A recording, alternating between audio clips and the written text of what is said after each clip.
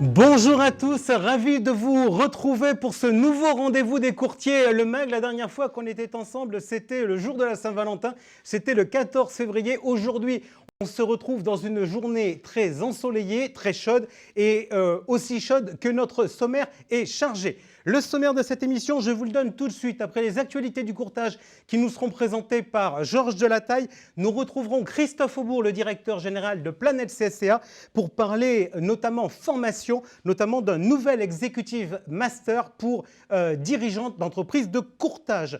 Le spécialiste de la protection juridique CFDP sera à l'affiche. Je recevrai sa nouvelle directrice commerciale grand compte, Florence Dufaux de la Motte, et son directeur général, Christophe Boiton. Cette fois-ci, Nicolas Ibanez de l'Argilière Finance a été épargné par le Covid. Il sera donc avec nous pour nous présenter son conseil transmission. Notre débat sera consacré à l'autorégulation. C'est parti depuis le 1er avril. Avec un absent pour cause de santé, Julien Fillot, le président du GCAB, le groupement des comparateurs en assurance et banque, a dû déclarer forfait. En revanche, Bertrand de Surmont, le président de Planète CSCA, sera avec nous, tout comme Bruno Rouleau, le président de l'APIC, l'association professionnelle des intermédiaires en crédit. Avec nous aussi, Roger Mingui, le tout nouveau président de la toute nouvelle association d'autorégulation Andia. On parlera de la réforme, de sa mise en œuvre, des services que va proposer Andia, mais aussi du futur de Planète CSCA et de l'APIC. L'objectif de cette émission, c'est de vous apporter de l'information utile. C'est aussi de parler de vous. Marion Emmerich Ropito, directrice générale du cabinet Plenita, sera l'invitée de Georges Delataille pour la Success Story Digital. Et ce n'est pas fini, il y aura aussi la Minute Mutuelle avec Vincent Figarella, directeur de SMA Courtage. Enfin, pour conclure, je vous donnerai quelques mots sur l'agenda et les événements à venir. Tout de suite, on attaque avec l'actualité du courtage et Georges Delataille.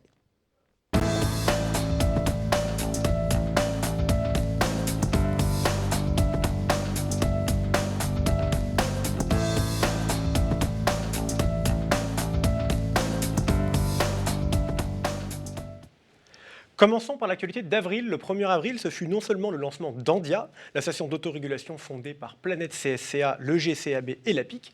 Vous en parlerez lors du débat, mais c'est aussi une date très importante pour le démarchage téléphonique. À la clé de nouvelles obligations, comme le fait de demander l'accord explicite d'une personne contactée pour poursuivre l'obligation d'un accord écrit ou électronique, mais on oublie le simple accord oral ou encore une obligation de conserver des enregistrements vocaux pendant 2 ans, pas toujours très simple à appliquer.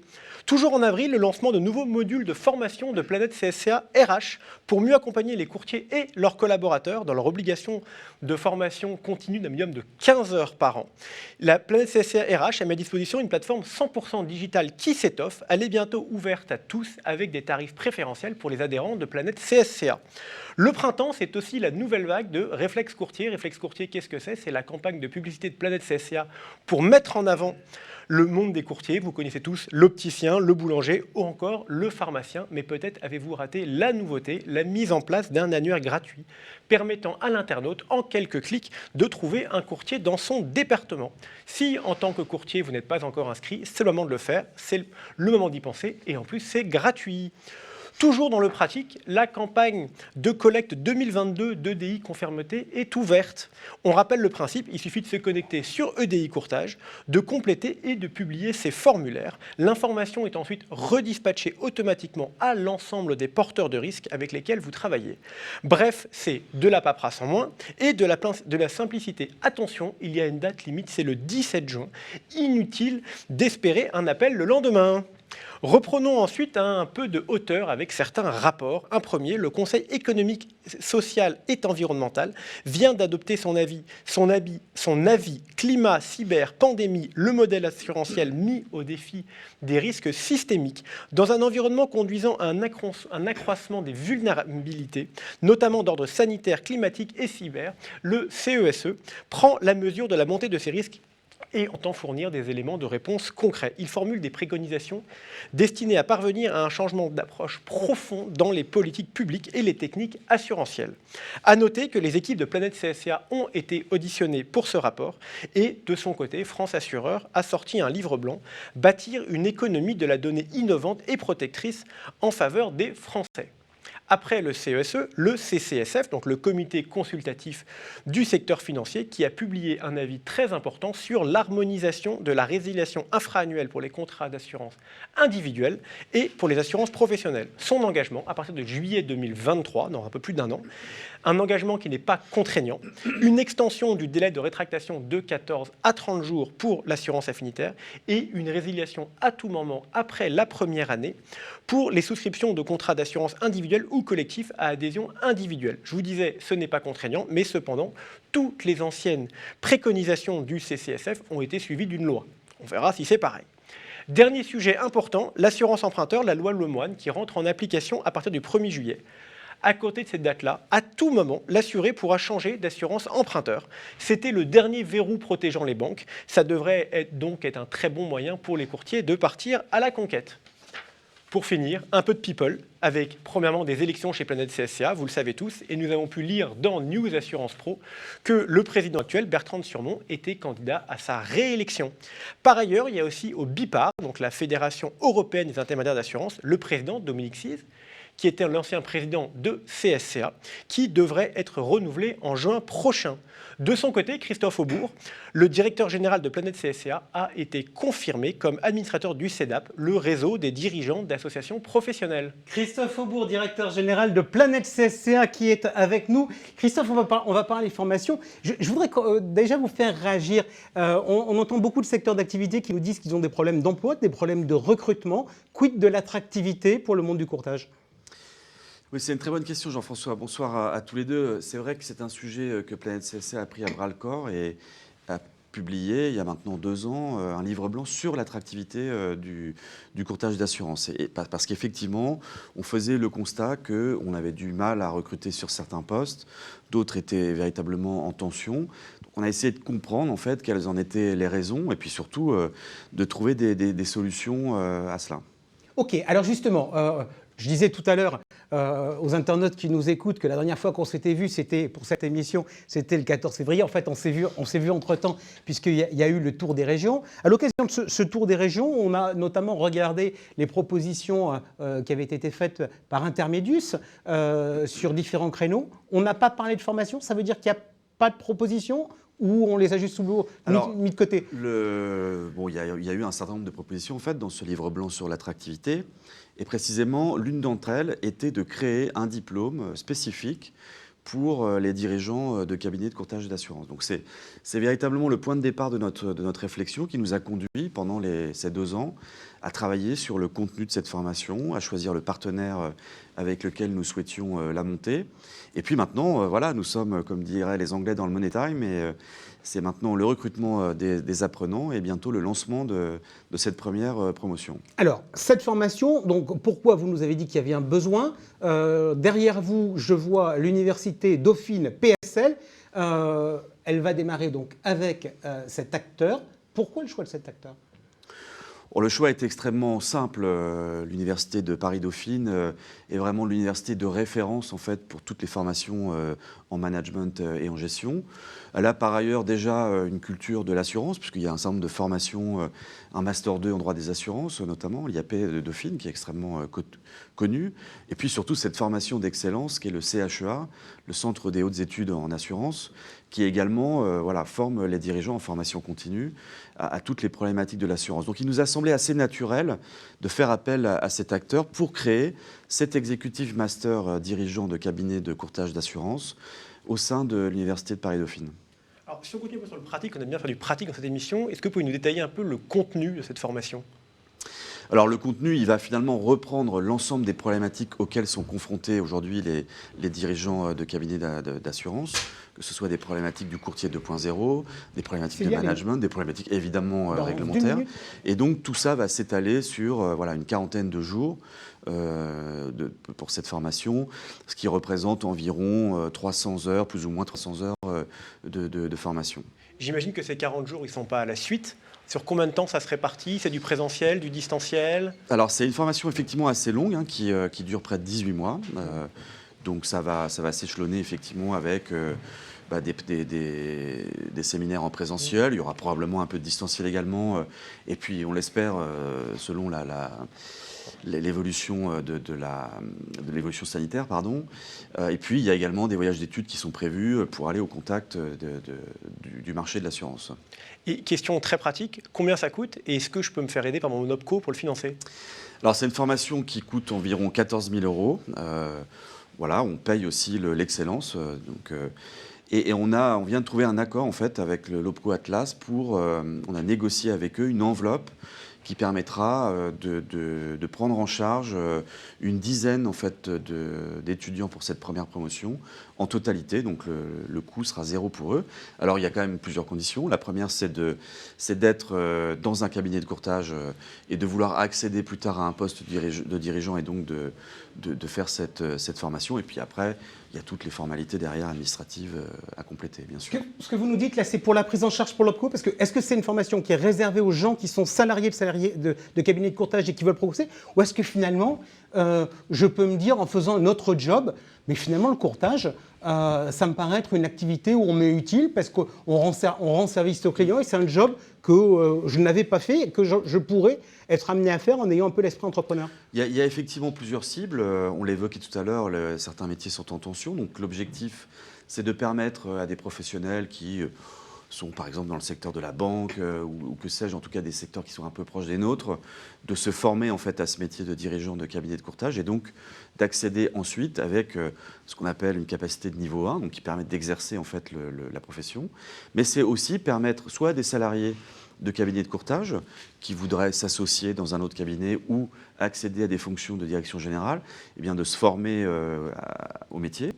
Mais ça peut être aussi, on voit souvent des transfuges de compagnies d'assurance vers le courtage, de la même manière pour ces salariés de travailler, enfin de se former pour une nouvelle profession pour eux. Merci beaucoup Christophe Aubourg. Merci également Georges de ces actualités. Petite précision importante, si vous êtes intéressé par cette formation, il y a un webinaire demain à 18h30 pendant 1h30 et il est encore temps de vous inscrire.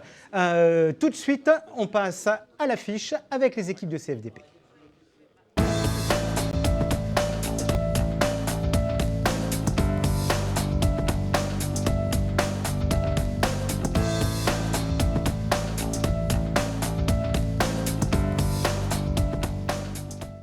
Avec nous, la nouvelle directrice commerciale grand compte de CFDP, Laurence Dufaux de la Motte. Laurence, bonjour. Bonjour Jean-François. Elle prend donc la suite de Sylvie Rigaudy que vous connaissiez tous. Et avec nous également le directeur général de CFDP, Christophe Boiton. Christophe, bonjour. Jean-François, bonjour. Allez Laurence, je commence avec vous. J'ai envie de vous dire, parce que nouvelle directrice, mais pas franchement nouvelle dans la maison. Racontez-moi un peu votre parcours et votre histoire avec CFDP. Alors non, effectivement, pas vraiment nouvelle, puisque je contribue depuis plus de 25 ans à l'évolution de CFDP. Pour parler de mon parcours, j'ai touché à toutes les activités de notre métier. C'est-à-dire que j'ai commencé dans les années 90 en faisant de la gestion sinistre. J'ai animé une délégation de proximité à Bordeaux, où j'ai pu découvrir un beau métier avec une belle entreprise qui a des valeurs fortes, qui reste une boussole pour nous quand même, toujours. J'ai découvert le monde du courtage, où j'ai beaucoup apprécié. J'ai pu tisser des liens forts avec pas mal de courtiers, donc des liens durables. J'ai ensuite intégré, dans mon évolution de carrière, l'équipe technique dans les années 2000. On cherchait à renforcer en fait et sécuriser nos offres. En 2009, j'ai intégré l'équipe offre et distribution, technique toujours. Dans cette période, il y a eu beaucoup d'innovations puisqu'on a créé une nouvelle gamme de produits qui est encore distribuée aujourd'hui. Donc on est assez fiers. Je me suis ensuite engagée dans le développement des partenariats grands comptes et puis j'ai pris la responsabilité du bureau de Paris. Voilà. Ok, alors en tout cas, on parlait il y a de cela quelques instants d'attractivité avec Christophe Aubourg. En tout cas, Christophe, on a le témoignage qu'on peut faire de très beaux parcours professionnels chez CFDP en évoluant et en touchant à différents métiers. Petite question concernant la nomination de Laurence. Grosso modo, son cahier des charges, c'est quoi ? Alors, vous l'avez compris avec le parcours de Laurence, à la fois on va s'inscrire dans la continuité, parce que Laurence va continuer à incarner ce qu'elle a très bien fait depuis 20 ans, 25 ans dans son parcours, d'incarner les valeurs de l'entreprise et les marqueurs de CFDP, que ce soit sur la recherche de la relation de proximité avec le courtier, de travailler avec une distribution intermédiaire, de travailler toujours dans cet ancrage territorial et dans la recherche de cette expertise juridique que l'on développe. Donc à la fois incarner cette continuité et dans le même temps, avec Laurence, on a l'ambition, effectivement, et ça fait partie de sa feuille de route, de faire évoluer notre dynamique en termes d'offres. On a vu ces 2 dernières années qu'il y a beaucoup d'attentes, beaucoup de risques nouveaux. Et donc, dans la feuille de route de Laurence et de son équipe, ça sera de répondre à ces attentes nouvelles et d'offrir effectivement des offres innovantes et exclusive à l'ensemble de nos courtiers. Alors, Laurent, ça c'est la vision de Christophe. Donnez-moi la patte que vous avez envie de mettre. Alors, moi, j'ai envie de vous donner les 3 axes principaux de ce que j'envisage et que je partage avec la directrice du réseau, Pascale Desbré. Donc, c'est engager des partenariats équilibrés et harmonieux avec nos courtiers et leurs clients qui s'inscrivent dans la durée et qui respectent toutes les parties prenantes. Ça, c'est un point très important pour nous. Ensuite, on va renforcer l'équipe commerciale pour développer l'autonomie et l'expertise au plus proche des territoires, c'est-à-dire à Strasbourg, Nantes, Paris, Perpignan, Bordeaux, Lille, Reims, etc. Autrement dit, c'est que le courtier ne va pas attendre une décision de Paris. C'est ça. Il va avoir quelqu'un sur place qui a un pouvoir décisionnel et qui peut faire des choses. Voilà, tout à fait. On a vraiment l'ambition d'avoir ce qu'il y a déjà, mais on veut renforcer en fait, cet aspect-là. Des interlocuteurs engagés, décisionnaires, qui soient capables de bien d'analyser et comprendre les besoins des clients et d'apporter des solutions rapides et efficaces aux courtiers. Le 3e axe, c'est aussi marcher dans l'air du temps, c'est-à-dire simplifier, développer de nouvelles offres qui répondent aux nouveaux comportements, les rendre plus accessibles, plus simples, plus lisibles et en adéquation avec tout ce qui se passe aujourd'hui au niveau du digital. Donc on va digitaliser les outils, et voilà. Ok, alors on va revenir sur les offres. Je voudrais, Christophe, revenir avec vous parce que la nomination de Laurence a été officialisée, je crois, au début du mois d'avril. Absolument, oui. Et 1er avril. Quand j'ai regardé votre actualité, je me suis rendu, j'ai dit, tiens, qu'est-ce qui s'est passé chez eux au cours des 6 derniers mois? Et j'ai vu qu'au mois de décembre, vous aviez changé de couleur, vous aviez changé de logo. Alors, dites-moi, c'est un changement de fond ou c'est un simple ripollinage? Alors, simple ripollinage, oui, si vous regardez simplement le changement de couleur, on pourrait dire ça, bien sûr, mais vous seriez un peu dur. Et le mot est à la mode en ce moment. Bien sûr, vous l'avez anticipé et on l'avait déjà évoqué la dernière fois. On a souhaité, en fait, au terme de ces 2 dernières années, qui ont été quand même très, très particulières pour nous tous, et en particulier dans le monde de l'assurance, nous réinterroger sur un certain nombre de nos engagements et sur un certain nombre de nos valeurs ou des questions. En particulier, on a souhaité effectivement reposer la question de l'utilité.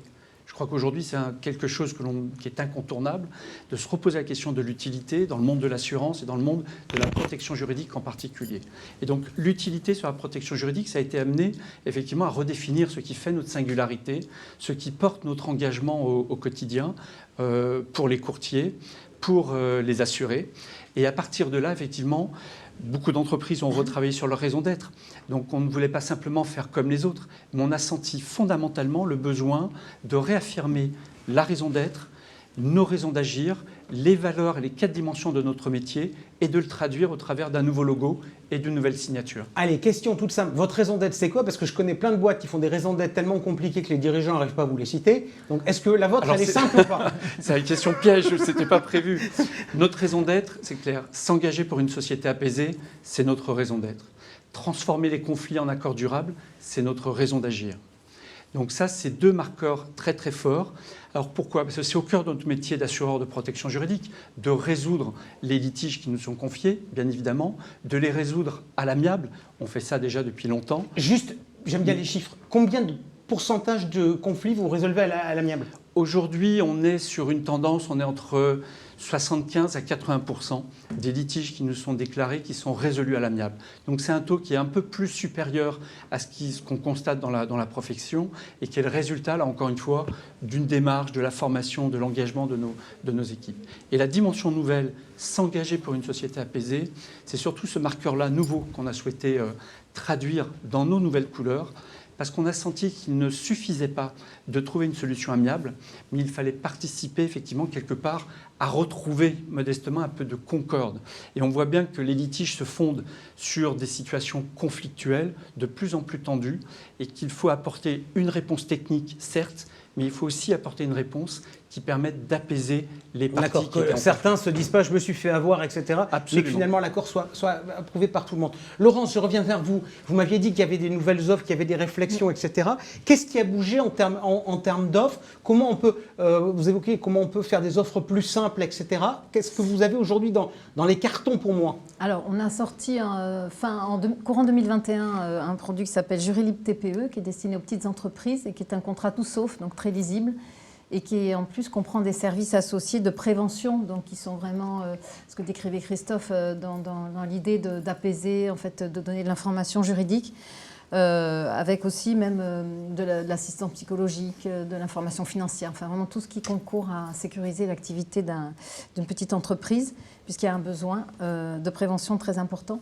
Et ensuite, on a voulu enrichir nos services. Donc, dans cette idée aussi, on avait déjà un service juridique en ligne qui s'appelait Adèle, qui existe depuis presque 10 ans maintenant, au moins 10 ans, oui. voilà, 8 ans, 9 ans. qu'on a fait évoluer fortement, pour y ajouter alors des modèles de réclamation, des courriers de relance qui peuvent être envoyés directement depuis l'espace assuré. Donc, qui concernent les particuliers, les professionnels bien sûr, qui sont des outils aussi à destination de nos clients. Voilà. Ok, alors Christophe, dernière question pour vous. Vous êtes un acteur qui a un métier, la protection juridique. Vous êtes indépendant et on s'était vu à l'occasion du Tour des régions, j'en parlais tout à l'heure, et vous nous aviez dit à quel point c'était important d'être indépendant dans ce que vous faites. Je voudrais qu'on quitte notre petit monde hexagonal.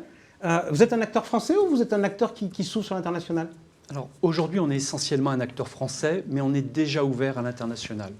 On travaille maintenant depuis plus d'une dizaine d'années, mais sous le régime de la LPS, la libre prestation de services, dans un certain nombre de pays frontaliers. Je pense à l'Espagne, je pense à l'Italie, mais je pense surtout, là où on a connu des développements un peu plus importants ces 5-6 dernières années, sur le Benelux, Luxembourg et Belgique. Et donc parmi la nouveauté que l'on peut évoquer, c'est que 2021-2022, certes, on a une nouvelle couleur, certes, on a une nouvelle signature CFDP protection juridique indépendante, comme vous l'avez noté, vous l'avez rappelé, mais on porte aussi une ambition plus forte de rester un assureur spécialisé référent en matière de protection juridique, mais de porter nos caractéristiques, nos valeurs, nos atouts, si je puis dire, un peu plus loin, en particulier sur le marché belge. Et on a décidé en 2021 de transformer notre intervention, de passer d'un mode de LPS en mode de libre établissement. Ça veut dire en clair, on vient d'ouvrir une succursale en Belgique, qui est positionnée à Liège, qui est constituée maintenant de 5 personnes.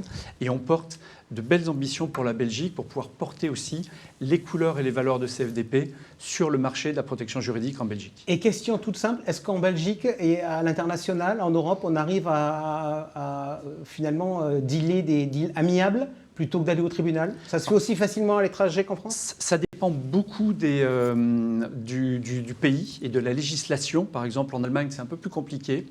Par contre, en Belgique, on a, dans l'analyse que l'on a faite, stratégique de ce marché, on pense effectivement qu'on peut apporter notre regard sur une solution amiable, les modes alternatifs de règlement des conflits, dans un mode apaisé.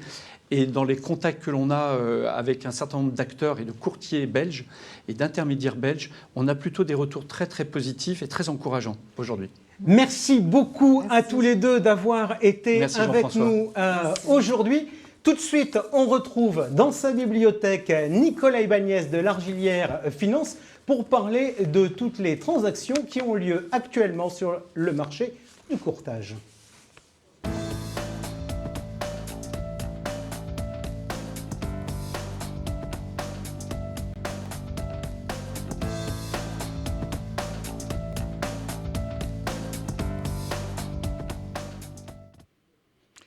Où en est-on sur le marché des rapprochements et des acquisitions dans le courtage d'assurance? Le rythme des opérations s'accélère depuis quelques années.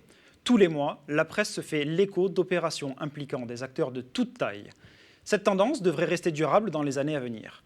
La dynamique financière dans le courtage n'est pas nouvelle, même si l'arrivée de fonds d'investissement lui a donné plus de visibilité.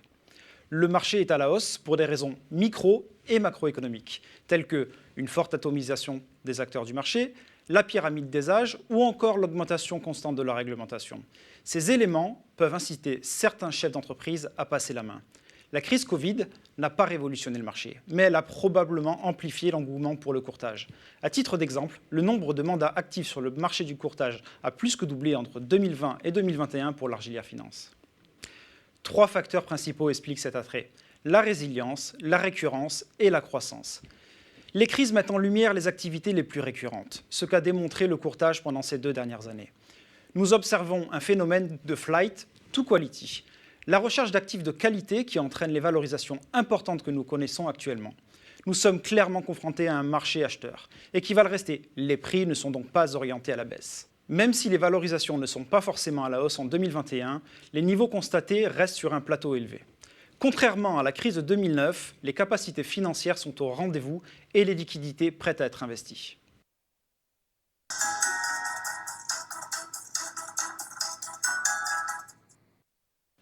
Les valorisations de certaines opérations atteignent des multiples d'EBITDA supérieurs à 15 fois. En revanche, ces métriques restent rares et concernent surtout le grand courtage ou des sociétés ayant des croissances de chiffre d'affaires significatives. Chez l'Argilière Finance, nous observons une palette de valorisation qui s'étage plutôt entre 8 et 15 fois l'EBITDA.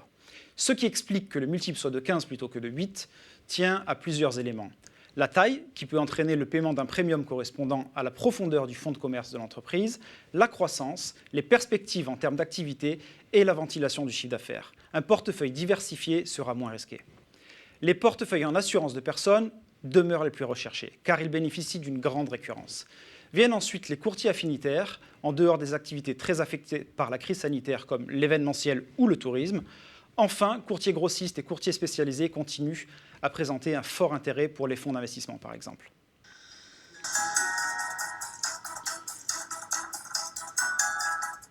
On dit souvent que céder est une question d'état d'esprit et qu'il faut être clair avec son projet, sur ce que l'on souhaite faire après. Il faut vendre pour de bonnes raisons, une évolution de son projet de vie, une recherche de complémentarité ou un adossement. De manière pragmatique, il faut aussi préparer quelques points clés. Calculer son âge de départ à la retraite, situé aujourd'hui entre 62 et 67 ans, en cas de cession pour cause de départ à la retraite, mobiliser son expert comptable et prendre des conseils spécialisés en transactions d'entreprise, tels qu'une banque d'affaires et un avocat spécialisé en fusion-acquisition. Nous vous conseillons également de faire un travail important de préparation de l'entreprise et d'être organisé pour aller rencontrer le marché. Ne pas préparer cet aspect peut être perçu comme un certain amateurisme qui pourra disqualifier ou dégrader la valeur de votre cabinet.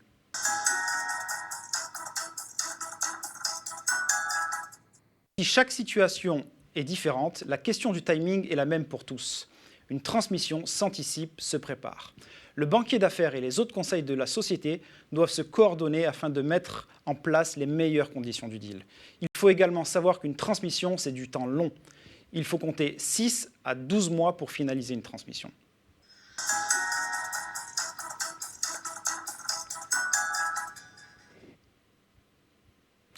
Soyez ouverts, examinez toutes les options. Votre futur acquéreur est peut-être plus proche que vous ne le soupçonnez. Il est peut-être même au sein de votre équipe et nécessitera le soutien d'un partenaire financier tel qu'un fonds d'investissement pour réaliser l'opération. Enfin, dernier conseil, il faut éviter de se comparer aux chiffres publiés dans la presse. Chaque cas est différent. La cession intervient évidemment dans un cadre patrimonial, mais les opérations réussissent souvent pour des questions de personnes. Ne pas avoir de plan préconçu trop rigide permet de mieux s'adapter aux réalités de marché et aux opportunités qu'elles comportent.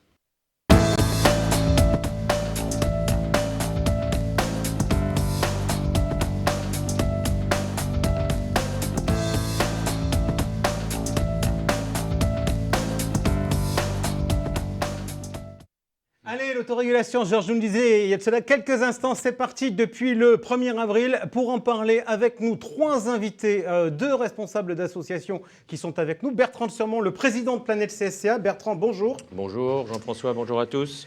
Planète CSCA, syndicat des courtiers, et avec nous également Bruno Rouleau, le président de l'APIC, l'association professionnelle des intermédiaires en crédit. Bonjour Jean-François. Bonjour, avec nous également le tout nouveau président de la toute nouvelle association d'autorégulation Andia, j'ai nommé Roger Mingui. Roger, bonjour. Bonjour.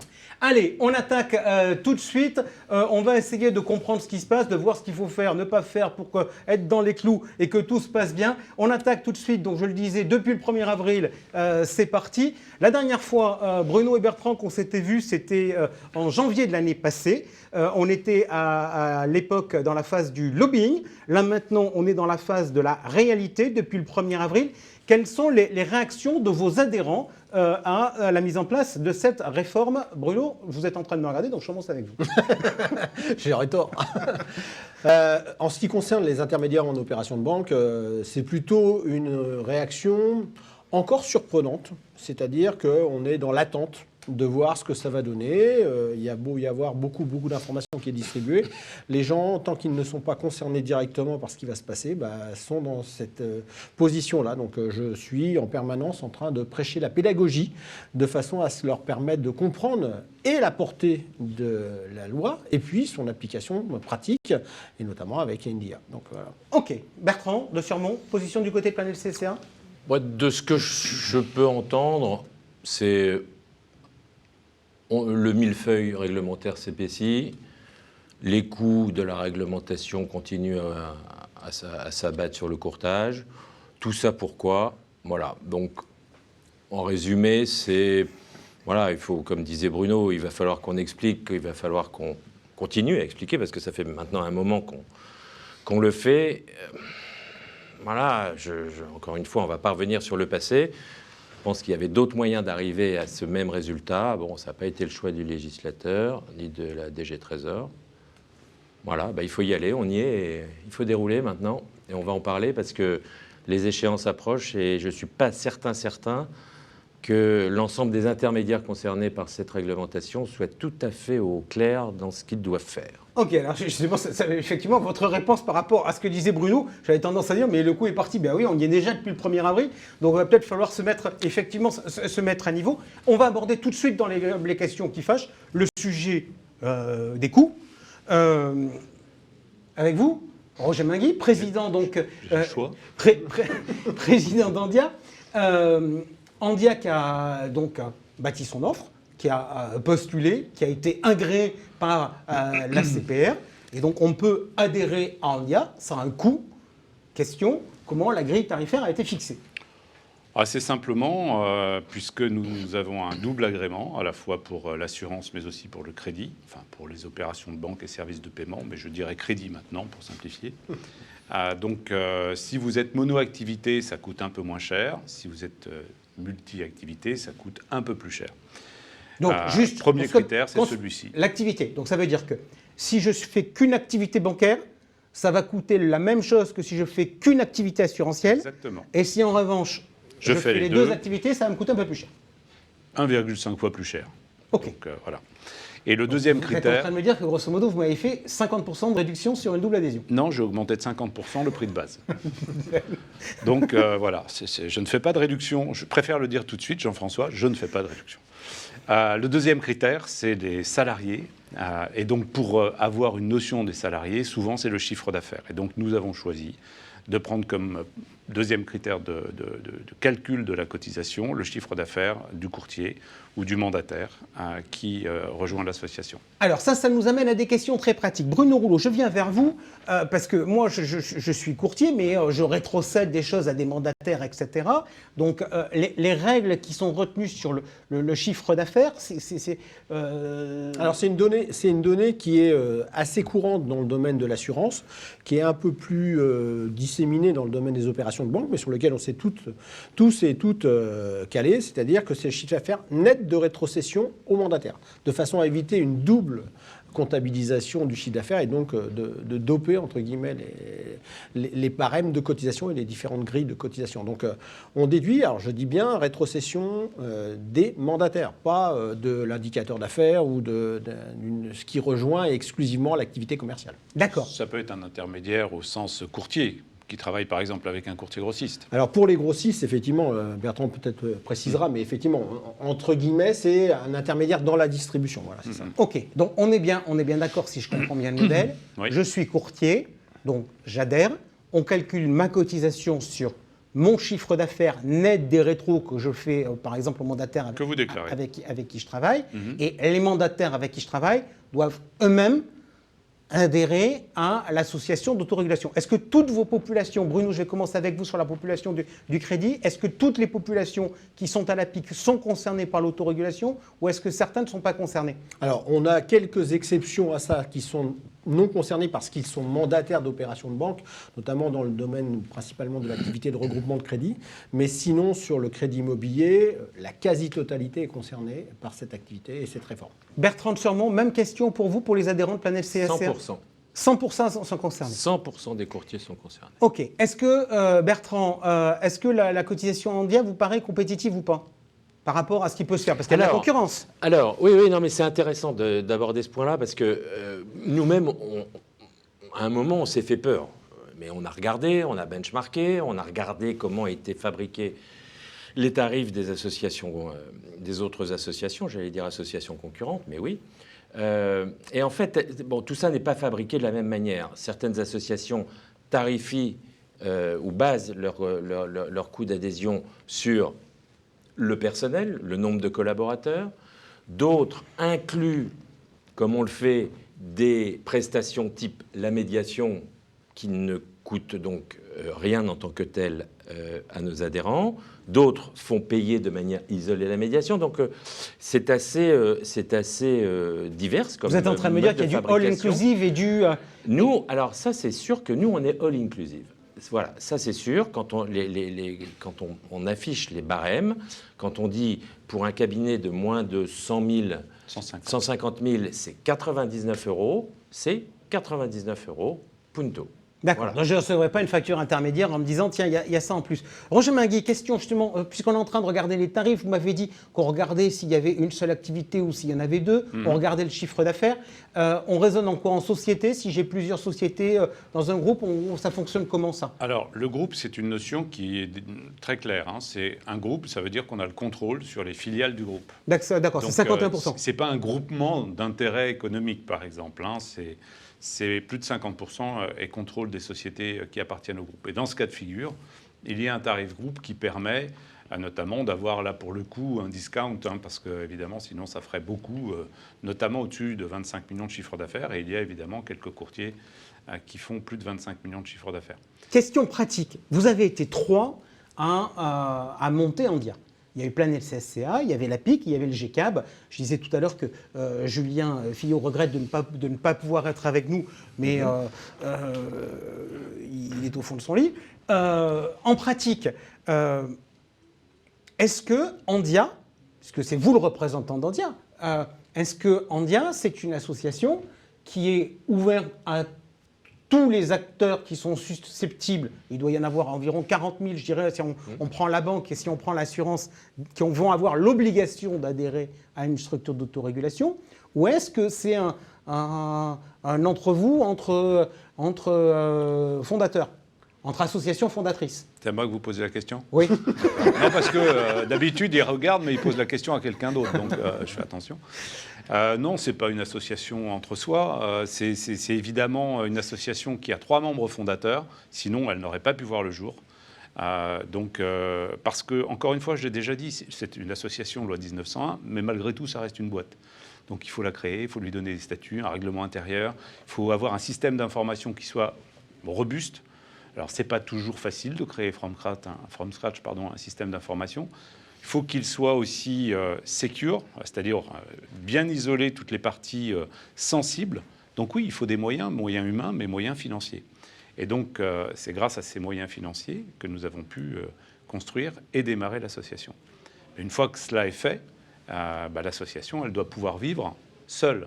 sans oublier ses membres fondateurs, bien évidemment, parce que, encore une fois, sans eux, elle n'aurait pas existé, mais ensuite en toute indépendance, avec ses membres fondateurs et les autres. Alors, pour répondre à votre première question à laquelle je n'ai pas encore répondu. Exactement. Tout le monde est le bienvenu dans l'association. Il n'y a pas d'obligation d'adhérer à soit un syndicat Planète CA, soit à des organisations professionnelles comme le GCAB et la PIC pour adhérer chez nous. Si vous êtes en même temps adhérent, c'est très bien, parce que ça veut dire que vous vous engagez dans votre profession pour la défendre, la promouvoir, etc. etc. Mais il n'y aura pas de discount, mais il n'y a pas non plus d'obligation. On va y revenir. Je voudrais qu'on parle. Donc, je rappelle la règle, vous me dites si je me trompe. Depuis le 1er avril, c'est applicable. Depuis le 1er avril, tout acteur qui veut commencer à exercer est obligé de montrer une adhésion à une association d'autorégulation pour pouvoir être oriacé et exercer. Pour les autres, la deadline, ça sera au moment 2023. Du renouvellement. Question sur Andia. Aujourd'hui, est-ce qu'on peut adhérer? Comment ça marche? Quels sont les délais? Et comment vous vous interfacez entre l'ORIAS qui ne fait pas des validations tous les jours? Non. Alors, Andia est opérationnel depuis le 1er avril. Je mentirais si je disais que tout a parfaitement fonctionné dès le premier jour, parce que ce serait faux. En fait, on peut adhérer depuis le 1er avril. Aujourd'hui, nous avons privilégié ceux qui ont besoin, en effet, d'une adhésion d'autorégulation pour aller à l'ORIAS. Et donc, on a expliqué à ceux qui sont déjà oriacés qu'on est très très bien, mais à partir de la deuxième quinzaine du mois de mai, voire tout début juin. Après, on pourra revenir, si vous voulez, sur quel est le meilleur moment d'adhérer à l'adhésion, à Andia, pardon. Mais en tout cas, aujourd'hui, je présente un dossier, vous allez me traiter dans un délai raisonnable pour que je sois traité dans la commission mensuelle à peu près de l'ORIAS. Vous présentez un dossier, pour le coup, Jean-François, vous allez sur ndia.fr, vous répondez à 8 écrans, et à la fin des fins, vous avez adhéré. Oui, mais quand je vais sur le site de l'ORIAS, on me dit que c'est quand même qu'il y a des petits soucis techniques actuellement. Sur le site de l'ORIAS? Oui. Il faut poser la question à l'ORIAS. Déjà, j'ai du mal à répondre à mes questions. Alors, si vous me posez celle de l'ORIAS, non. OK. On revient sur le sujet de l'indépendance et du fonctionnement entre les fondateurs. Quelle a été la gouvernance qui a été choisie, Bertrand de Surmont, pour Andia? Alors, en termes de gouvernance, on a fait le choix, qui ne nous était pas imposé pour le coup, d'opter pour un président indépendant. Voilà, c'est Roger qui est là. On n'était pas obligé. On aurait pu décider Vous auriez pu tourner un an chacun. Voilà, on aurait pu. Là, c'était assez libre. Donc, mais on a fait ce choix parce qu'il nous semblait important, que ce soit pour la présidence, que ce soit pour la commission disciplinaire, bref, que ce soit pour l'ensemble de la gouvernance d'Andia, qui est vraiment une muraille de Chine avec nos organisations professionnelles. Et c'est le cas, et c'est bien. Et c'est bien parce que il ne faut pas oublier que nos organisations professionnelles, elles auront encore des combats à mener sur des réglementations, sur des principes fiscaux, sur des problèmes de DDA, d'évolution de DDA. Et donc, on est très satisfait, en tout cas moi, au niveau de Planète CSCA, je suis très satisfait d'être complètement indépendant de l'association d'autorégulation, parce que demain, je peux en toute liberté... Dire du mal de Roger? Non, je peux en toute liberté... Ça, il le fait déjà. Aller négocier durement, sèchement, si le besoin s'en fait sentir, avec la CPR, avec le Trésor, ACPR qui agrée Andia. Donc ça serait un peu compliqué, et je serais assez intéressé de voir comment les associations qui ont fait le choix inverse, c'est-à-dire de tout mélanger, autorégulation et association professionnelle, vont gérer cette dépendance vis-à-vis de l'autorité de contrôle le jour où il va falloir aller négocier avec elle. Ok, j'entends le discours. Bruno Rollo, je viens vers vous pour vous savoir quand même en pratique. Parce que c'est bien de dire il est indépendant, mais comment est bâti le conseil d'administration d'Andia? Quel est le poids des fondateurs? Comment ça s'est passé, ça? Alors, il a fallu trouver un équilibre. Alors, Roger disait très justement tout à l'heure qu'il y a besoin de moyens et humains et financiers, mais il a fallu trouver un équilibre qui soit représentatif de ces contributions respectives. Donc, les 3 associés fondateurs ont chacun des places, sachant qu'elles ne sont pas occupées aussi par les membres du bureau de ces associations. Mais en tout état de cause, donc il y a un conseil d'administration de 18 personnes avec 9 sièges occupés. Alors, 4 pour Planète, 3 pour APIC et 2 pour GCAP. Voilà. Et derrière, nous n'avons pas la majorité. Nous sommes égalitaires par rapport à ce qui va se passer et l'arrivée de la première Assemblée générale qui, elle, va élire un représentant parmi les collèges. C'est-à-dire qu'on a découpé toutes les situations possibles des adhérents en différents collèges. Voilà, courtiers de proximité, courtiers grossistes.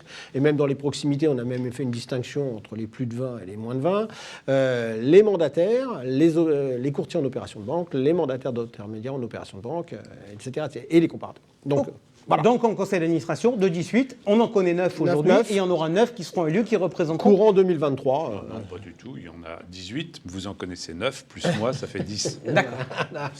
Ok, alors maintenant, je reviens vers vous. Comment ça va se passer justement? Parce que la CPR, donc, là aujourd'hui, la CPR a agréé un certain nombre d'associations.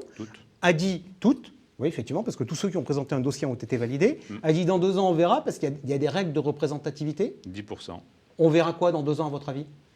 Si le taux de représentativité est atteint. Non, je pense que dans 2 ans, voilà, j'imagine que toutes les associations d'autorégulation auront atteint la représentativité. Certaines ne sont que mono-activités. On fait le choix de ne représenter que l'assurance, par exemple. D'autres ont fait le choix de la double représentativité. Donc forcément, ça élargit un peu le nombre d'adhérents à aller chercher, entre guillemets. Moi, je pense que s'il manque quelques dizaines, voire 1 ou 2 centaines d'adhérents pour être à la représentativité, je vois mal la CPR dire à l'association qu'elle lui retire son agrément. Sincèrement, c'est dans 2 ans. Moi, Jean-François, en ce moment, je suis dans le lancement de la boîte, de l'association d'autorégulation. On lance la boîte. J'ai les auditeurs qui sont en train de nous regarder, qui sont derrière leur téléphone, leur tablette ou leur ordinateur en train de nous regarder. Et ils se disent, là, il était bien parti parce qu'il avait commencé à parler de sujets pratico-pratiques avec combien ça allait nous coûter. Puis là, il commence à nous faire de la politique avec la gouvernance. Vite qu'on revienne sur du pratico-pratique. Donc, je reviens sur du pratico-pratique. Je vais adhérer à India. Oui. Ça va me coûter de l'argent. Oui. Vous allez me servir à quoi? Eh bien, écoutez, déjà, vous allez pouvoir travailler en toute tranquillité. Parce que, mine de rien, les 6 axes sur lesquels India doit vérifier, j'allais dire contrôler, mais vous savez bien ce que je pense de vérifier et contrôler, ces 6 axes, aujourd'hui, ils ne sont pas nouveaux sur le fond. La DDA, c'est déjà passé par là, application en juin 2018. Donc, on va vous aider, vous, courtiers, mandataires, à formaliser, à structurer et à faire en sorte que tous les ans, vous pourrez retourner vers l'ORIAS en disant « Je suis clean sur l'ensemble des axes de l'autorégulation et je demande mon renouvellement ». Et ça, c'est essentiel, je pense, pour un courtier et ses mandataires de pouvoir travailler sereinement. Se consacrer à son Vous n'aimez job. pas le terme contrôle. Si, moi j'aime bien le terme contrôle, j'ai aucun problème avec ça. Je vous ai dit, dans ma vie antérieure, j'ai été bœuf carotte. Moi, dans le contrôle, ça me parle. Ok, mais on parle d'accompagnement beaucoup dans ces associations. Oui, parce qu'encore une fois, je veux dire, les courtiers de proximité, la vérification, c'est les accompagner, leur dire, bon, aujourd'hui, la formation de 15 heures, c'est sur un exercice civil, c'est pas sur 12 mois glissants. On ne fait pas toujours ce qu'on veut, quoi. Il faut respecter certaines règles qui régissent cette activité. Et donc, nous, l'idée, c'est de les accompagner pour qu'ils respectent ces obligations. Pas de les sanctionner. Encore une fois, ce n'est pas l'objet de l'association. Après, s'il y a des courtiers qui ne veulent pas, pour une raison qui m'échapperait encore à ce stade, vouloir se mettre en conformité, après, voilà, il y a une commission dite disciplinaire. Et voilà. Alors, je vous en parlerai. Dans les apports qu'il y a, pour plein de courtiers, pas ceux qui sont chez vous, parce qu'ils sont déjà concernés, mais l'autorégulation, c'est l'obligation de la médiation, le fait qu'on vérifie ça. Alors, vous, chez vous, dans vos entités, ce n'est pas des découvertes, parce qu'il y a des médiations qui sont mises en place. Bruno, vous, aujourd'hui, est-ce que vous avez beaucoup de remontées, de plaintes? Est-ce qu'il y a la médiation, aujourd'hui, elle fonctionnait comment chez vous? Et est-ce qu'elle était souvent activée? Alors déjà, ça peut paraître assez incroyable, mais on n'est pas les seuls métiers et services à ne pas avoir forcément totalement respecté ça. C'est qu'on a encore des cabinets qui ne sont pas capables de présenter un service de médiation. Donc cette arrivée-là et les services qui sont faits, alors pas forcément en ce qui nous concerne, association fondatrice, puisque nous, on avait déjà pris les devants en systématisant un contrat cadre au niveau d'un service de médiation, et donc on le proposait de façon automatique à nos adhérents. Mais la transposition sur NDIA, c'est ça. La difficulté supplémentaire qu'il y avait à joindre, c'est qu'au travers de nos 2 activités, Les médiateurs n'étaient pas forcément compétents ou n'avaient pas forcément l'instruction par rapport à ça. Donc on a pris le choix d'avoir un médiateur sur la partie assurance et un médiateur sur la partie bancaire. Vous, votre Après, médiateur sur la partie bancaire, sur la PIC, il avait combien de dossiers par an? Eh ben, Qui alors concernait alors qu'on avait 4000 à peu près adhérents, on avait 9 dossiers sur l'année 2020. Alors, 2021, je n'ai pas encore la restitution, mais en 2020, on avait 9 dossiers. Et dont 2 sont allés en médiation. Donc on voit bien, et j'en ai parlé il n'y a pas très longtemps encore avec les associations de consommateurs qui sont spécialisées là-dessus, le courtage en général, l'intermédiation et le courtage en particulier ne représentent quasiment rien au niveau de la médiation des métiers. Ce sont les compagnies ou les banques qui sont les plus concernées par les Vous réclamations. validez, Bertrand, sur la partie courtage d'assurance, vous êtes chez le médiateur de l'assurance? Oui, on est à la médiation de l'assurance. Oui, je confirme que le nombre de dossiers...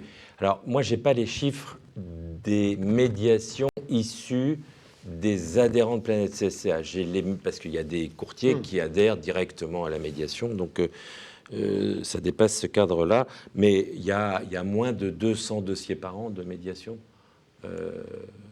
concernant le courtage à la médiation de l'assurance qui doit gérer à peu près 25 000 médiations ou 30 000 médiations par an. Ok, donc ça va être, on est d'accord, ça va être un vrai apport, notamment pour tous ceux qui sont aujourd'hui un peu dans la nature. Oui, tous ceux qui n'ont pas pris encore conscience que la médiation et faire figurer le nom du médiateur ou de la société de médiation est obligatoire sur l'entrée en relation avec un prospect. Oh. Un prospect assuré, je veux dire. Ok. Sujet encore très pratique. Mais ça, c'est très facile, ça. Enfin, c'est le plus basique, j'allais dire. Après, il y a tout ce qui concerne essentiellement la capacité professionnelle et la formation qui va avec. Ça, c'est le sujet finalement. Andiam proposera des formations? Oui, bien sûr. Bien sûr. Elle proposera les formations à la fois aujourd'hui des membres fondateurs qui sont déjà équipés, mais pas que, bien sûr. Sinon, là, pour le coup, la liaison entre les membres fondateurs et l'association serait un peu biaisée.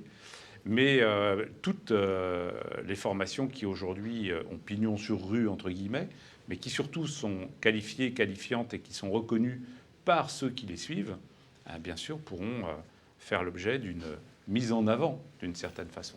Parfait. On continue dans les sujets pratiques. J'ai compris. Donc aujourd'hui, vous priorisez les nouveaux entrants pour traiter leur sujet à l'ORIAS. Maintenant, moi, je suis déjà en train d'exercer. Je me dis, c'est un truc, moi j'ai besoin d'avoir mes papiers pour l'année prochaine. Est-ce qu'il faut que je me presse pour le faire ou pas? Vous dites quoi, vos adhérents, Bertrand? Ça a été un peu défloré par Roger tout à l'heure. Nous, on dit au marché, il faut bien se rendre compte qu'il va y avoir 40 000 intermédiaires qui vont arriver, qui exercent, qui ont un numéro ORIAS. 39 850 qui vont découvrir ça le 15 décembre. Dont je pense, un certain nombre. dont je pense malheureusement qu'à l'heure où on parle, il y en a probablement les 3/4 qui ne sont pas encore au courant de ce qui va arriver. Mais bon, ça c'est un autre sujet. Qu'ils nous regardent. Qu'ils nous regardent, ou enfin voilà, on en reparlera peut-être tout à l'heure, mais il faut absolument qu'on continue à informer parce que sinon il risque ça peut être une boucherie cette histoire à la fin de l'année. Mais 40 000 qui vont arriver même sur cette association. 7, 8, 7, bon bref, peu importe. Je veux dire, ça peut créer des vrais goulots d'étranglement. Donc on dit aux intermédiaires, prenez un peu d'élan sur l'année 2022, d'autant plus qu'en tout cas chez Endia, l'adhésion en 2022 vaut pour 2023. Ok, donc vous êtes en train de dire, je ne vais pas payer 2 fois. Voilà, les intermédiaires ne paieront pas 2 fois. Et surtout... prenez le temps, parce que voilà, les uns et les autres, pendant qu'on négociait ce projet de loi, nous disaient oui, l'autorégulation, même parmi les grands, oui, tout ça est simple, tout ça, nous on a toutes les équipes de réglementation, de compliance, donc ça c'est facile. C'est pas si facile que ça quand même. Il faut déposer des dossiers, et quand on a beaucoup de collaborateurs, suivre les formations avec les fiches de poste qui vont bien, les parcours. Bon, bref, c'est pas aussi simple que ça. C'est pas compliqué, mais c'est pas aussi simple que ça. Et donc, nous disons aux intermédiaires, prenez de l'élan à partir donc, du 1er juin, 15 juin, tranquillou. Procédez à vos adhésions, déposez vos documents, parce qu'il y aura toujours des petits allers-retours entre l'association. Donc, N'attendez pas la fin de l'année de grâce. Ok, alors je vais vous poser des questions toutes simples. Déjà, en Andia, il y a des effectifs ou pas Mais oui, bien sûr qu'il y en a. Je vous l'ai déjà dit, il y a des vraies personnes au téléphone. Et il y aura bien évidemment, d'ici la fin de l'année, dès le mois de septembre, nous aurons des équipes qui viendront compléter pour justement structurer les vérifications. On a un secrétaire général, en l'occurrence une secrétaire générale, qui nous rejoint bientôt le 16 juin. Oui, l'ancienne de l'Orias. Oui, elle est toujours à l'Orias, donc Daisy Fekhinetti pour ne pas la nommer. Donc oui, une équipe, je vous l'ai dit, en période de croisière, entre guillemets, on pense qu'il faut entre 15 et 20 personnes. Ok, j'entends le discours qui consiste à dire, malgré tout, c'est simple, mais malgré tout, c'est quand même un peu de la paperasse, et puis quand c'est la première fois, on découvre qu'il manque des choses, donc il ne faut pas s'y prendre à la dernière minute, d'autant qu'à la dernière minute, il y a un risque de goulot d'étranglement. Et j'ai bien compris, Bertrand, que vous m'avez dit, vous ne paierez pas deux fois pour 2022 et pour 2023. ça, c'est déjà ce qui me parle. Moi, j'ai quand même un truc, une question toute bête, et que j'ai de mémoire, quand on fait la demande, il faut qu'on ait une attestation qui est de moins de 2 mois. Une adhésion qui date de moins de 2 mois. Alors, comment on fait si j'adhère 6 mois auparavant? Ça va encore me refaire faire de la paperasse? Absolument pas, c'est assez simple.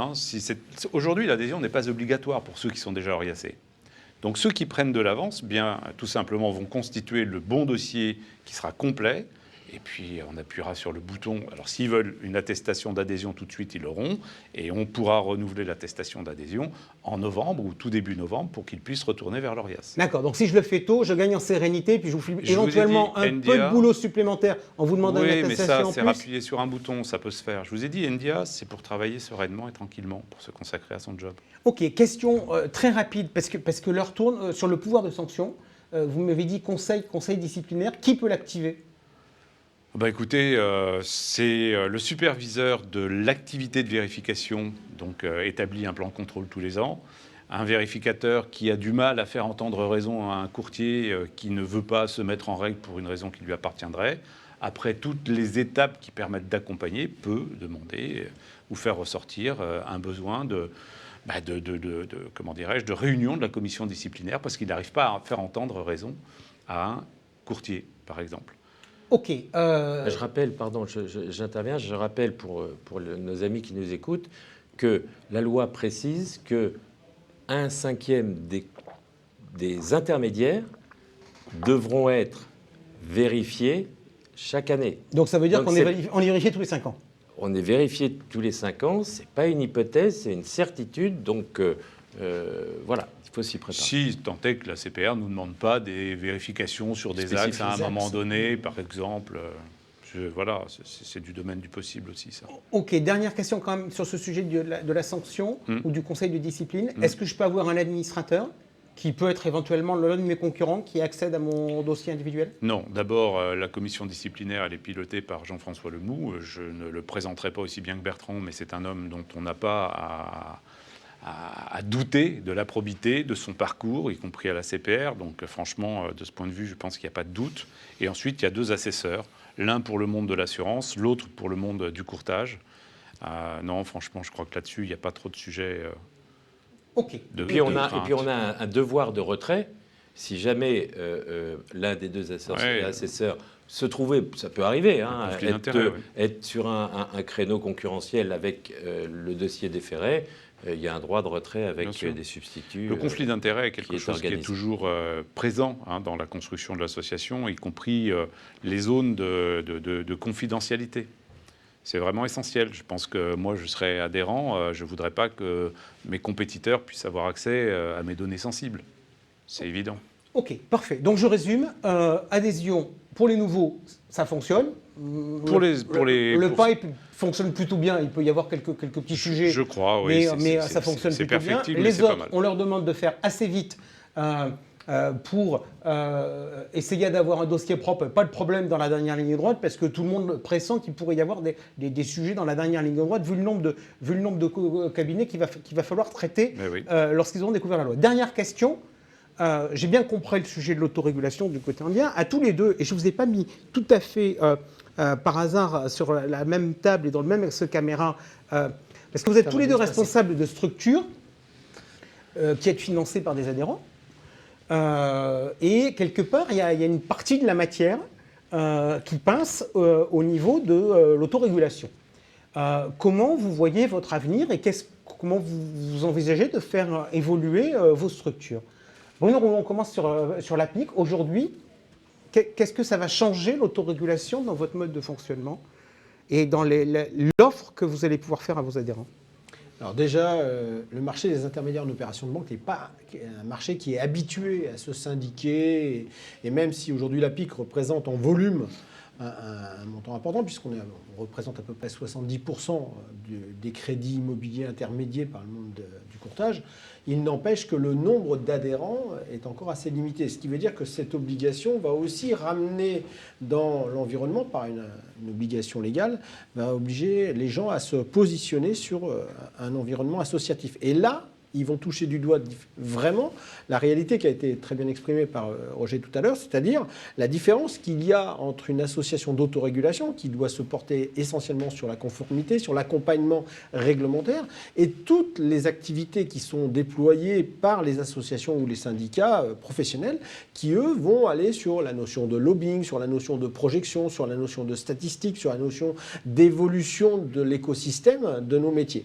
Et ça, c'est très important. Alors, il y a toujours à se parfaire parce qu'effectivement, comme vous le dites très justement, il y a une partie de juxtaposition qui était jusqu'à présent prise en charge par ces associations ou ces structures qui leur échappe maintenant. Et du coup, il va falloir nous aussi qu'on pense à ajouter du service par rapport à ça, de façon à amener les gens à ne pas se cantonner aux simples adhésions obligatoires et législatives, mais avoir des adhésions qui vont porter au-delà de ça, et y compris sur l'implication, sur la prise en charge de leur propre avenir. Bertrand de Surmont, même question. J'ai tendance à dire qu'il y a 10 ans, c'était CSCA. Maintenant, c'est Planète CSCA. La nouvelle décennie sera à nouveau une décennie de grande évolution pour le syndicat? Vous savez, dans le courtage, il y a un proverbe qui dit « un portefeuille qui ne se renouvelle pas est un portefeuille qui meurt ». Pour un syndicat, pour une association professionnelle, c'est pareil. Si on n'arrive pas à se renouveler régulièrement, à apporter des souvenirs, des services nouveaux, alors on voit que la matière s'effrite, effectivement, que les adhérents partent. Donc voilà, oui, ce sujet de juxtaposition, encore une fois, même s'il a d'énormes bénéfices, comme je l'ai dit tout à l'heure, et principalement en termes de capacité de lobbying et de défense de la profession, cette juxtaposition pose des soucis. Oui, la médiation va partir chez India. Alors certes, on proposera nos services à India en matière de formation, en matière d'assistance juridique, mais voilà, c'est l'occasion de nous renouveler, on y réfléchit et on a déjà quelques idées. Je pense que vous reviendrez sur le plateau pour nous en parler. Voilà. Bien, merci beaucoup à tous les trois d'avoir donc fait passer ces messages sur ce qui est en train de se passer sur l'autorégulation. Et maintenant, on poursuit notre émission avec Georges Delataille et son invité sur la Success Story Digital.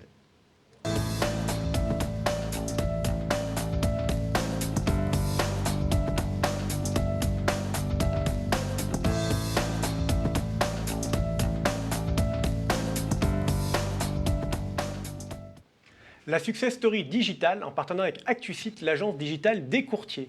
Pour cette deuxième émission, le courtier est encore une courtière et j'ai le plaisir de recevoir en plateau Marion Emmerich-Repito, directrice générale de Plenita. Bonjour Marion. Bonjour. Est-ce que pour commencer, vous pourriez nous présenter Plenita et vous présenter? Bien sûr. Donc le cabinet Plenita a été fondé il y a près de 30 ans, en novembre 92, par mon papa. Dont j'ai pris la succession en fait en 2015. Donc suite à cela, après un parcours à l'ENAS et à HEC, j'ai décidé de reprendre la direction du cabinet parce que voilà, je pense que je suis tombée dans le courtage toute petite comme Astérix et Obélix dans la potion magique. Donc on m'a transmis le virus du courtage. D'accord. Et pour aller dans le vif du sujet, notre vrai sujet c'est le digital. On dit souvent que la première brique du digital est un site internet. Est-ce que vous en avez un pour le cabinet Plenita et à quoi il vous sert? Alors, on en a un. On a été précurseur en la matière, c'est-à-dire depuis les années fin 2010. depuis 2009, on a créé un un site internet. Et ce site internet, en fait, on l'a fait évoluer. Et moi-même, en fait, au début de mes fonctions, j'ai fait évoluer ce site internet parce que c'était précurseur en la matière et essentiel pour le référencement. C'est une des bases des choses qui ont évolué au jour d'aujourd'hui, c'est dans notre quotidien. Mais effectivement, le site internet est une base stratégique pour le développement d'un cabinet tel que le nôtre. D'accord, site que je connais très bien, parce qu'il a été fait par une très belle agence. Oui. Et sur votre site, vous avez quelque chose qui est assez différenciant des autres cabinets, c'est que vous avez un espace client. Oui. Et si je ne dis pas d'erreur, vous l'avez développé vous-même. C'est ça. Donc, en fait, on l'a développé nous-mêmes en partenariat avec notre logiciel de projection. Donc, toute une équipe dédiée, ainsi qu'une de mes collaboratrices qui est spécialisée dans la digitalisation. Parce que pour nous, servir le client est une préoccupation de tous les instants, sur toute la chaîne de valeur client, du commercial jusqu'au sinistre, en passant par la production, d'où cet espace client pour qu'il soit en interaction totale avec nous 24 heures sur 24, 7 jours sur 7. Parce que cet espace client, c'est pas qu'un espace où on retrouve ses contrats, etc. Vous faites aussi beaucoup de prévention avec, beaucoup d'informations. Tout à fait. Le but, c'est de travailler sur toute l'année avec le client, en anticipant en fait la surveillance du portefeuille, en l'accompagnant sur la prévention des risques, pour lui et pour l'ensemble de ses salariés qui ont besoin en fait de cette culture de gestion des risques. Et c'est pour ça que on a cet espace dédié avec de la prévention, des vidéos et autres documents utiles à la gestion des risques. D'accord. Donc avec l'espace client, on comprend bien comment vous accompagnez vos clients entre guillemets codés, qui ont signé avec vous. En revanche, avec les réseaux sociaux, on peut accompagner plus large, soit des clients, soit des prospects, soit juste animer votre écosystème. Bien sûr. Sur quels réseaux sociaux vous êtes présents ? Alors, nous sommes présents sur 2 réseaux sociaux principalement. LinkedIn, bien évidemment, la place To Be, et en même temps Twitter. Voilà, ce sont 2 réseaux complémentaires. Oui, très différents. Donc, Tout si à on fait. commence par LinkedIn, comment vous êtes présent dessus ? Qu'est-ce que vous souhaitez faire sur LinkedIn ? Qu'est-ce que vous cherchez à faire ? Alors, en fait, sur LinkedIn, il y a une stratégie vis-à-vis déjà des fournisseurs, vis-à-vis aussi de la clientèle. Après, c'est mettre des petits mots d'accompagnement, montrer qu'on est là, avoir une culture environnementale et réglementaire par rapport aux clients, c'est-à-dire savoir quels sont ses besoins, au mieux cerner ses besoins à travers LinkedIn. Donc ça veut dire qu'à la fois vous publiez des informations, vous, en votre nom propre, et à la fois vous pouvez les partager ou commenter ou liker des informations de tiers pour montrer qu'il se passe des choses et que le cabinet vit et a une vie efficace. Oui, moi pas particulièrement, on peut aller sur ma page. Oui. C'est vrai que je ne vais pas trop partager, mais par contre, je vais aller mettre des commentaires sur des personnes qui évoluent, par exemple, dans la protection de l'enfance et pour lesquelles les études ou leurs actions m'intéressent plus particulièrement en matière de gestion des risques. D'accord. Et donc là, vous me faites la liaison quasiment avec Twitter, où Twitter, c'est vraiment un réseau social où on peut toucher des personnes nominativement et même des personnes compliquées à aborder, à atteindre, exactement. Bien sûr. C'est quelque chose que vous faites ? Oui.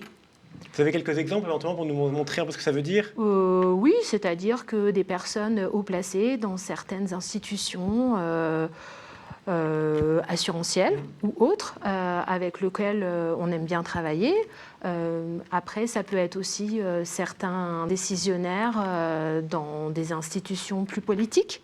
Voilà. Après, c'est un dosage qu'il faut en toute neutralité, parce qu'il s'agit aussi d'être à côté de nos clients, mais en sachant garder sa place également. Et si on prend donc l'ensemble des 3 briques, donc à la fois le site web, LinkedIn et Twitter, aujourd'hui, est-ce que vous considérez que ça vous rapporte des nouveaux clients ?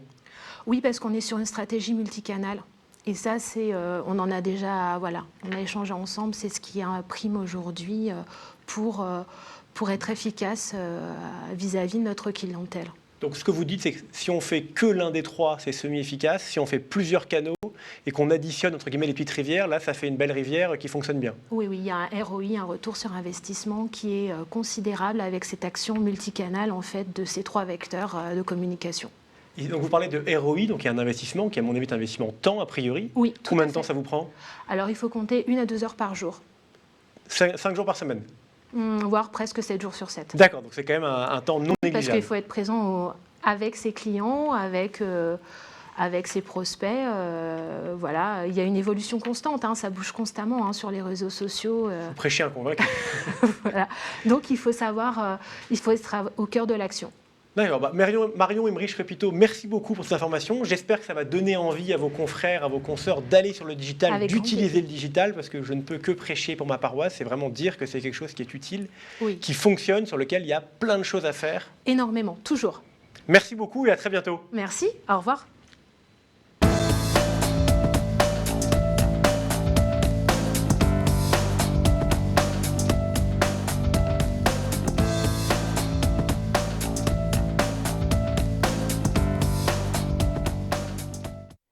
La Minute des Mutuelles en partenariat avec la ROAM. Et aujourd'hui, notre invité est le directeur de SMA Courtage, Vincent Figarella. Vincent, bonjour.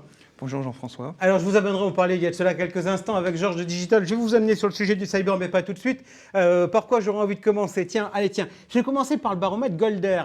Alors tous les 2 ans, il tourne en alternance. Une fois, c'est les risk managers. C'était le cas pour cette année en 2022. L'année précédente, en 2021, c'était les courtiers qui avaient été interrogés. Ils vous perçoivent comment, les courtiers de proximité, selon ce baromètre? Alors effectivement, l'année dernière, nous avons remporté la 2e place avec les courtiers de proximité. Et puis, nous avons été également positionnés 2e assureur sur la note de cœur de nos amis courtiers. Ok, le premier était lors de notre précédente émission avec nous. Qu'est-ce qu'ils apprécient chez vous, les courtiers, dans les notes? Puisque là, derrière la note globale, on sait qu'il y a des critères spécifiques. Alors effectivement, quand même, ce qui reste les points forts de SMA Courtage, vu de nos courtiers partenaires, c'est d'abord la technicité des équipes et la technicité de nos produits, mais c'est aussi la stabilité de la politique de souscription. C'est également la notoriété de la compagnie auprès des clients et puis bien sûr la qualité des règlements qui a toujours été reconnue chez SMA. Alors SMA Courtage, c'est l'entité du groupe SMA qui est en charge du courtage. Comment vous portez-vous? Alors on se porte très très bien puisque nous réalisons 560 millions d'euros de chiffre d'affaires en 2021 avec une croissance de 21%. La croissance, on l'a fait sur toutes les branches, mais on l'a surtout fait sur les branches courtes, en auto et en dommages aux biens, avec par exemple en auto une croissance de 41% de notre activité en 2021. Ok, ça c'est l'augmentation du chiffre d'affaires. Affaires nouvelles, la dynamique est aussi forte? Alors la dynamique est particulièrement forte aussi, puisque l'année dernière, on a eu 23% de croissance sur les affaires nouvelles, avec bien évidemment cette croissance aussi bien en dommages aux biens, mais aussi en police de chantier et sur le cœur business en RC-RCD. Comment vous l'expliquez? Qu'est-ce que vous avez fait? Est-ce que vous avez bougé des choses dans, par exemple, l'animation commerciale?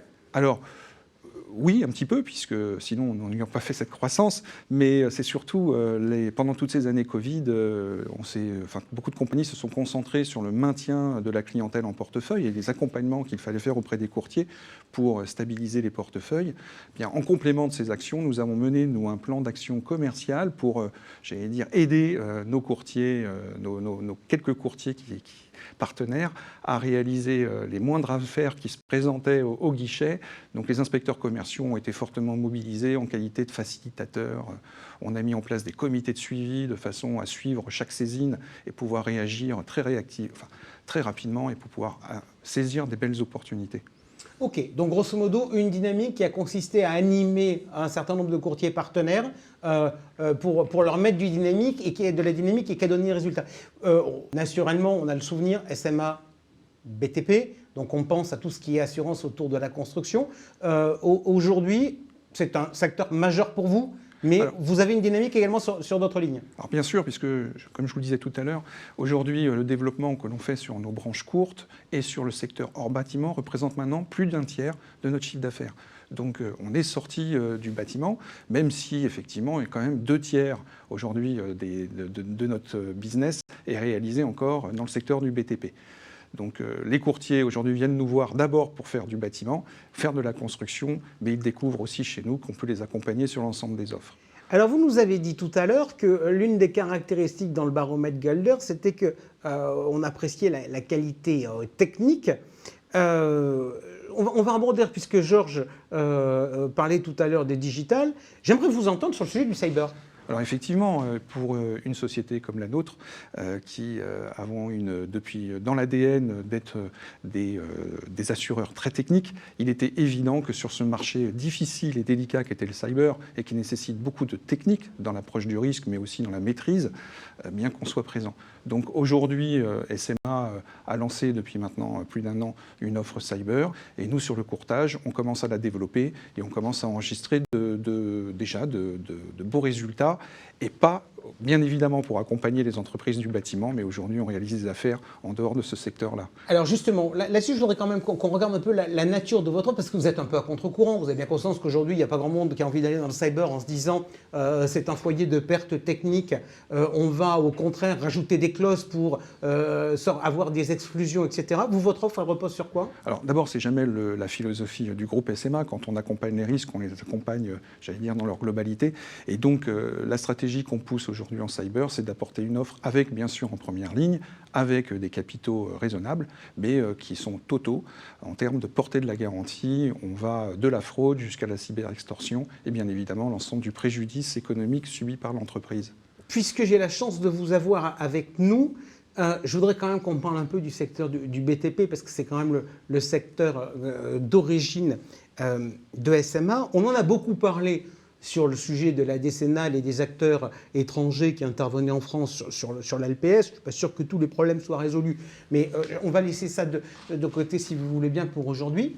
Je voudrais qu'on parle un peu de ce qui se passe dans le monde du bâtiment. Parce qu'on entend dire difficultés de construction, pénurie de matériaux, les Chinois qui ont récupéré tout le bois, etc. Quels sont les impacts sur la partie assurantielle de cet environnement spécifique que traverse aujourd'hui le secteur du bâtiment? Alors c'est vrai que le secteur du bâtiment aujourd'hui rencontre une crise, j'allais dire, d'approvisionnement et de hausse des prix des matériaux de construction. Tout simplement parce que d'abord, il y a une reprise économique très rapide après le Covid. Ensuite, il y a eu la hausse du prix des matières de l'énergie qui a entraîné une hausse sur le prix des matériaux. Et puis aujourd'hui, il y a les belligérants qui étaient quand même des gros producteurs de certains matériaux de construction et avec toutes les difficultés d'approvisionnement que ça peut apporter. Alors cette difficulté, la première des répercussions, c'est les décalages de travaux, les décalages de planning. Donc pour un grand nombre de constructeurs, ça veut dire des chantiers qui vont se terminer beaucoup plus tard. Donc ça, aujourd'hui, nous avons, nous, l'habitude d'accompagner ce type de décalage de chantier, mais effectivement, il faut que nos assurés restent vigilants à ne pas omettre, j'allais dire, ces déclarations. La deuxième difficulté, c'est, qui dit difficulté d'approvisionnement, veut dire nécessairement, à un moment donné, hausse des d'autres filières pour s'approvisionner. Donc, ce que l'on rencontre aujourd'hui... Vous êtes en train de nous dire que c'est pas si mal que ça d'aller chouraver du ciment sur le chantier du voisin. Alors, aujourd'hui, la SMA, on a déjà, au cours du premier trimestre, enregistré une augmentation des vols sur chantier de plus de 30%. Donc, c'est vraiment quelque chose qui, je pense, qui peut découler de ce risque d'approvisionnement. Et puis, bien évidemment, à plus long terme, si l'inflation du prix de la construction continue à perdurer au double de l'inflation, si ça dure sur quelques périodes, il y aura un décalage technique aussi entre l'assiette aujourd'hui des coûts des travaux qu'on est en train d'encaisser et puis, à un moment donné, le prix de la réparation qui a lieu quelques périodes plus tard. Donc, ce décalage technique, il faudra le rattraper. Vous êtes en train, grosso modo, de me dire qu'il faut s'attendre à une hausse des primes ? Non, pas tout de suite, parce qu'aujourd'hui, en tout cas, on espère que cette hausse, elle va, j'allais dire, pas perdurer. Mais ça peut être un risque si, effectivement, ce décalage n'est pas, j'allais dire, temporel. L'autre élément important aussi, c'est la difficulté qu'ont aujourd'hui les constructeurs à répercuter la hausse du prix auprès des maîtres d'ouvrage. Donc, lorsqu'ils ont signé leur marché, ça peut être à prix convenu. Et aujourd'hui, la plupart des marchés ne peuvent ne pas être indexés ou avoir quelques difficultés à suivre la réindexation, on va dire, de ce coût pour eux. Donc, il peut y avoir aussi, pour certains de nos constructeurs, une difficulté économique, puisqu'aujourd'hui, pour réaliser un chantier, ça leur coûte beaucoup plus cher que ce qu'ils ont signé à l'époque. Ok, donc c'est pour vous des zones de vigilance. Vincent Figarella, merci beaucoup d'avoir été avec nous. Je regarde ma montre, il est 19h21. Qu'est-ce que je fais? Allez, soyons fous.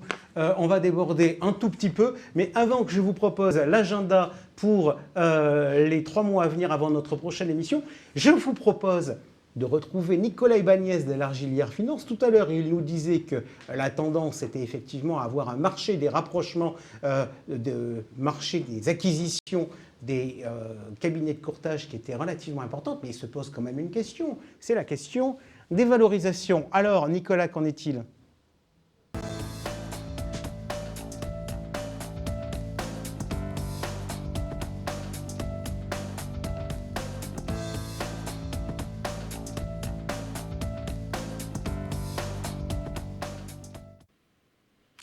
Le marché des courtiers reste atomisé et il reste de la place pour l'émergence de nouveaux acteurs. L'arrivée des fonds d'investissement n'a pas entraîné mécaniquement une hausse des valorisations pour la totalité des cabinets de courtage. Néanmoins, elle dynamise les transactions.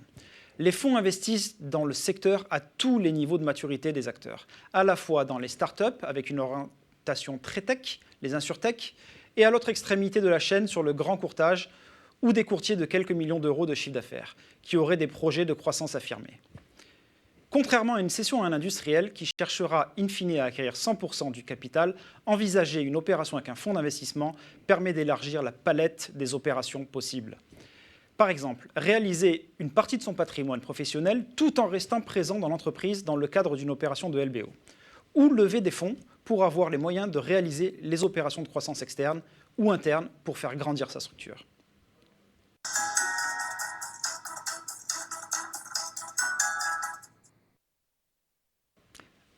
Pourquoi lever des fonds? Il s'agit de décrire à quoi va servir l'argent levé. Quel est le projet visé? Cash out pour l'actionnaire ou besoin d'argent frais pour l'entreprise? 2. Quand? Souvent pour financer un projet de croissance ou réaliser une partie de son patrimoine professionnel tout en restant en activité. Il est également important de vérifier l'environnement économique qui doit être favorable au moment de l'enclenchement de l'opération, comme c'est le cas aujourd'hui. 3. Combien? Pour préparer une levée de fonds, il faut fixer précisément le montant du financement recherché. Le plan d'investissement prévu dans le business plan doit permettre d'avoir une idée précise des besoins en financement. 4. Quelles conséquences sur mon capital?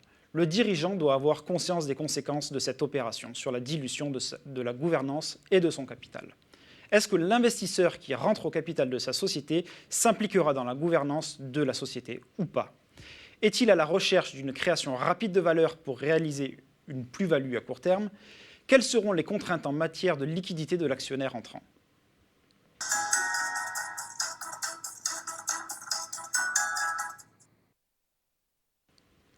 La préparation d'une levée de fonds en amont du projet est indispensable pour effectuer cette opération. Ce travail est complexe, mais le cédant doit se mettre à la place de l'investisseur et déterminer objectivement les forces et les faiblesses de sa structure. La valorisation, notamment, doit reposer sur des éléments factuels et comporter à minima un business plan. Un teaser et un mémorandum d'information devront également être préparés. Pour cela, faites-vous accompagner par des spécialistes pour rédiger la documentation juridique, marketing et financière.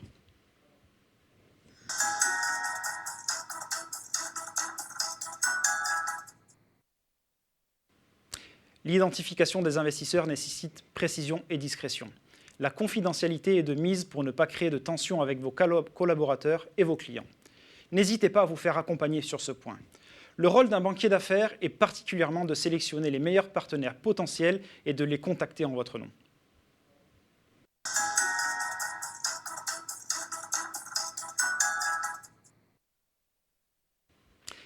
Les négociations porteront sur de nombreux points. On peut citer les éléments financiers historiques et prévisionnels de l'entreprise pour la valorisation, le projet de croissance porté par le management, mais également la gouvernance et le pacte d'associés qui régiront la vie future de l'entreprise. Par expérience, la réflexion et le traitement de ces questions au préalable augmentent de manière significative les chances de succès des opérations. En résumé, l'élargissement de l'actionnariat doit s'intégrer dans une stratégie globale de développement de l'entreprise, qu'elle soit tournée vers la croissance externe, le financement de projets innovants ou internes et la transmission ou la sécurisation du patrimoine professionnel du dirigeant. Cette opération d'ouverture du capital peut se coupler à une incitation auprès des managers pour participer au projet de croissance, dont nous aurons l'occasion de parler lors d'un prochain conseil transmission.